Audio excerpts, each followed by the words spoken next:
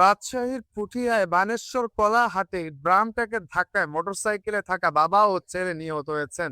বুধবার 18 মার্চ দুপুর 1:30টার দিকে রাজশাহী নাটোর মহাসড়কে এই দুর্ঘটনা ঘটে। এদিকে ঘটনার পর ক্ষুব্ধ জনতা জব্দ ট্রাকে আগুন ধরিয়ে দেয়। নিহতরা হলেন কাউসার ইনাম ও তার 6 বছরের শিশু সন্তান রেদন হোসেন।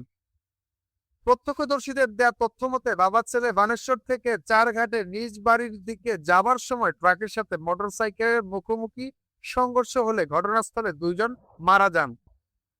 পবা হাইওয়ে থানার অফিসার ইনচার্জ ওসি মোজাম্মেল কাজী বলেন, সড়ক দুর্ঘটনায় বাবা ছেলে 2জন মারা গেছেন।